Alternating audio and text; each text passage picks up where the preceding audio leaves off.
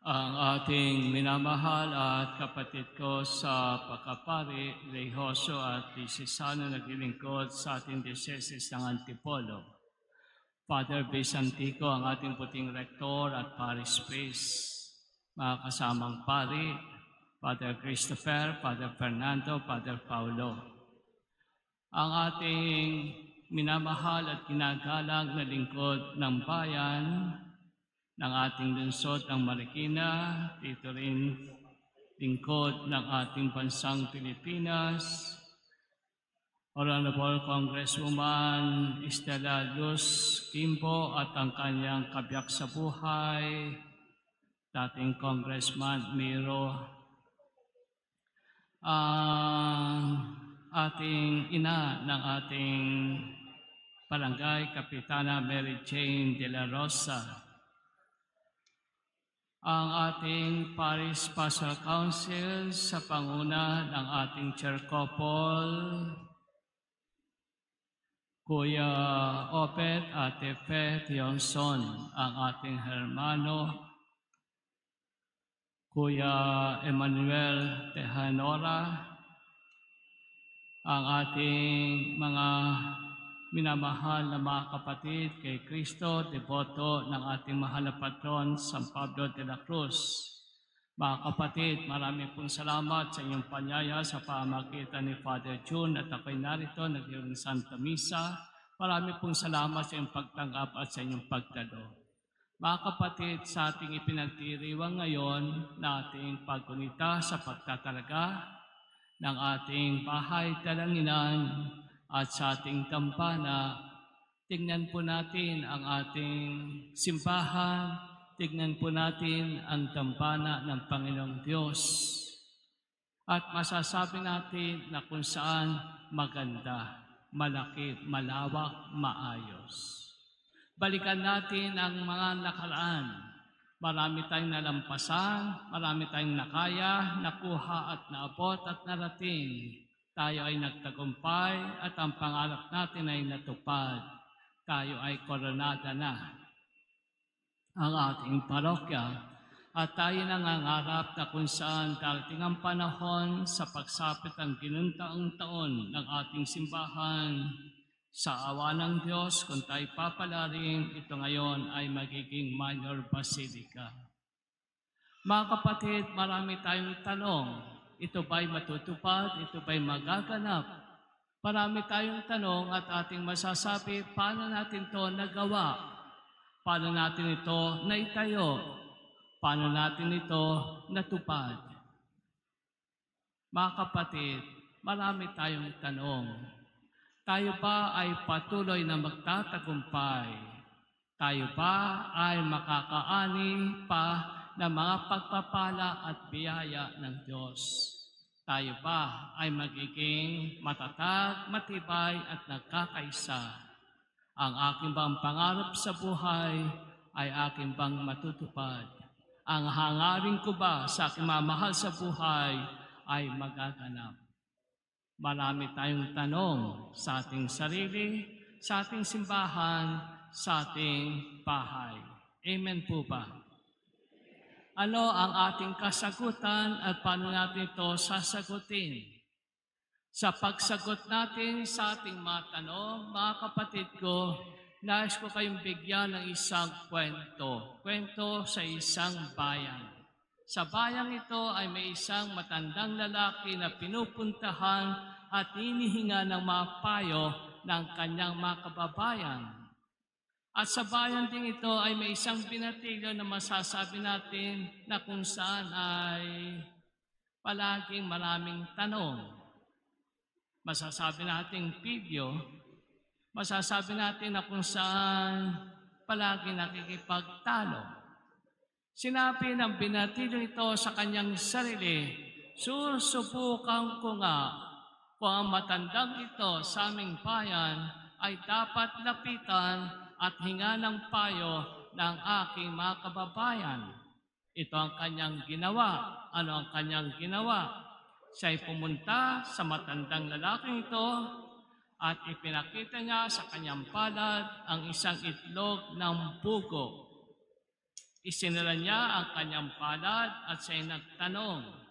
Ang kanyang tanong, Lolo, hulaan po ninyo kung ang itlog ng pugo sa kamay ko sa palad ko ay basag o buo.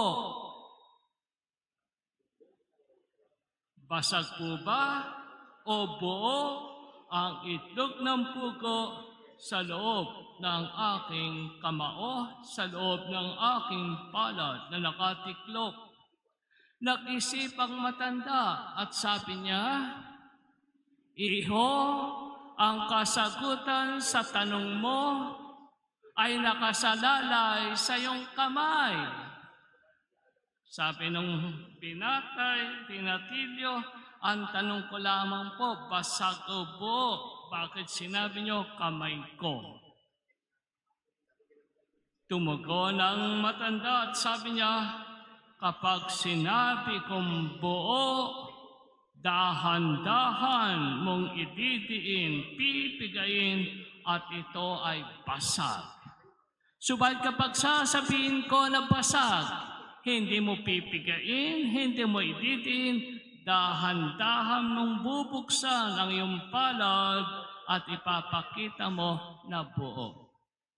Ang kasagutan sa iyong tanong, ang kasagutan natin sa ating mga tanong ay nakasalalay sa ating mga kamay. Amen po ba? Mga kapatid, ano ang dapat nating gawin sa ating kamay? Una sa lahat, ating pagdaupuin. Daumpalad at ating itaas. Ito ang ating pananalangin. Ito ang ating pagdarasal. Ito ang buhay ng ating mahal na patron, San Pablo de la Cruz. Manalangin ka, tumawag ka sa Diyos, makipag-usap ka sa Diyos, maglaan ka ng panahon sa Diyos. At lahat ang nilalaman na iyong isipan, ang bumabagabag sa iyong kalooban, unahin mo na ihinga mo ito sa Diyos. Ibigay mo sa Diyos. Magpasakop ka sa Diyos. Magtiwala ka sa Diyos. Turn to God and entrust everything to Him. Mga kapatid, makipag-usap ka sa Diyos. Ilahad mo yung kamay na kung saan ay meron kang inaala at binibigay sa Kanya at meron ka rin tatanggapin. Unahin natin ang Diyos, ikaw ay manalangin. Ikaw ay maglaan ng panahon sa Diyos, tayo po'y lumuhod, tayo ay magdasal. Mga kapatid, ora mismo, ikay sasagutin ng Diyos. Gayon din ipagkakalob sa iyo. Hindi natutulog ang Diyos, hindi malayo ang Diyos. Siya'y naghihintay sa atin. Siya ay nakikinig sa atin at hindi Kanya bibiguin. Magsalita ka lamang sa Diyos, makipag-usap ka lamang sa Diyos, ikay sa Kanya manalangin. Minsan ang tugon sa atin ng Diyos ay, teka muna, sandali lang. Hindi ko muna ipagkakalob sapagkat ihahanda kita upang sa kanon sa pagtanggap mo ng kasagutan sa iyong panalangin. Hindi ito masasayang, hindi ito maaksaya at higit kong makikita ang awa ng Diyos, ang kapangyarihan ng Diyos. Teka muna, sandali lang. Ihahanda ko muna sila upang sa kanon, sa pagtugon ko sa iyong panalangin, kaya nang higit na maintindihan na ito pala ay sa kalwalatian ng Diyos. Ito pala ay para sa kabutihan ng lahat at ito pala ay para rin sa iyong personal na kabanalan. Minsan ang sagot ng Diyos sa ating panalangin ay hindi ko ibibigay. Bakit? Sapagkat meron pa ako mas magandang balak para sa iyo. Ang ibibigay ko, higit na mabuti, higit na mainam, higit na maganda para sa iyo. Higit pa sa iyong inaasahan. Mga kapatid, naghihintay ang Diyos. Kung ano man ang iyong katanungan, Ano man na yung kalagayan, ipagkatiwala mo sa Diyos, tumawag ka sa Diyos, huwag mong kakalimutan na ikay makipag-usap sa Kanya, manalangin, magdasal. Amen po ba? Ang kasagutan sa ating tanong, nakasalalay sa ating pananalangin, ang ating kamay nagdarasal. Mga kapatid, ikalawa, matapos nating itaas ang ating kamay sa pagdarasal sa Diyos, ibaba mo, ilahad mo, upang sa ganon, sa iyong pagdarasal ay mayroong pagsasagawa. We pray and we perform. Mga kapatid ko, sa makatuwid, ikay mag-alay, ikay magbigay, ikaw ay magpaakay, ikaw ay na kung saan makipagkamay.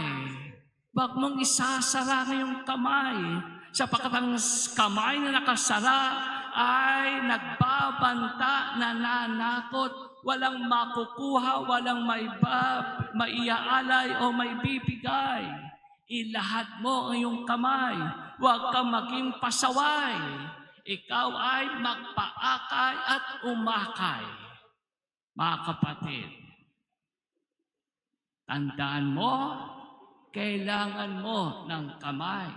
Kaya tawag natin sa Kanya, kanang kamay. Kailangan natin ang bawat isa. Kaya nga, sa iyong pag-asawa, ang sinasabi mo sa kanyang mga ama at ina, maaari ko bang hingin ang kamay ng inyong anak? Mga kapatid ko, sa makatwid, tandaan mo na kung saan kailangan mo sila. Hindi ka makakapalakpak kung may isang kamay. Hindi po ba? Kung nais mo na maging marinig, may tunog, nais mo na ikay pumalakpak, gamitin mo ang dalawang kamay. May tunog, may dating, merong nagagawa. Mga kapatid ko, kailangan mo ang bawat isa, makipagkamay ka, magpaakay ka, magbigay at mag-alay. Amen po ba? At kapag maraming kamay, marami tayong magagawa. Kapag maraming kamay, higit tayong matibay, matatag. Kapag maraming kamay, higit nating magagawa na mas maganda, mas magaan, at mas madali. Tingnan po natin ang ating simbahan. Balikan po natin ang pagtatalaga at pagtatayo ng ating parokya, ng ating simbahan, ng ating dambana. At masasabi natin, maraming kamay ang nagdasal at ikaw ay bunga, kasagutan ng panalangin ng bawat isa. At masasabi natin, maraming kamay ang nag-alay, nagbigay, tumulong at dumamay. Sa makatwid, maraming kamay. At dahil dito, maraming palad. Tayong mga Pilipino ay meron tayong malalim na kahulugan sa ating mga salita. Lalo pag lalagyan natin ng prefix ang isang salita. Halimbawa, bato, isang bato. Ilagay mo ang M-A, mabato, maraming bato. Bunga, iisang bunga, natatanging bunga. Ilagay mo sa unahan ang mabunga, maraming bunga. Palad, iisang palad. Dagdagan pa ng mapalad. Mapalad ang ating parokya. Mapalad ang ating dambana. Mapalad ang ating simbahan sapagkat maraming kamay nagdarasal, maraming kamay na kung saan handang umakay, magpaakay, umaalalay at nagbibigay. Kapag ikay nag-iisa, kapag iisang kamay, kapag ikay lumayo sa karamihan, kapag tayo ay na kung saan hindi nakipagtulungan at tayo naging sumuway, Mga kapatid ko, iisa kang palad, iisa ka lamang na kamay, tayo ay magiging kapos palad, iisang palad. Mga kapatid, nakamit natin ang ating pangarap, tayo naging koronada, ngayon naman ating pinapangarap, Minor Basilica. Tayo ay 49 anyos na at ating tinitingnan ang ating ginintuang taon. At ating masasabi, tayo nga ay mapalad. Ang kamay natin nagdarasal, ang kamay natin ay nag-aalay. Ang kamay natin nananalangin, ang kamay natin ay umaakay. Mga kapatid, marami tayong tanong. Ano ang mangyayari sa atin sa mga darating pang taon? Ano ang mangyayari sa aking pangarap? Ano ang magaganap sa aking mga balakin at mithin sa buhay? Ang kasagutan ay nasa ating kamay. Ang kasagutan sa ating kamay. Nagdarasal, umaakay, nagdarasal, handang magbigay. Sa ngalan ng Ama, ng Anak, ng Espiritu Santo. Amen.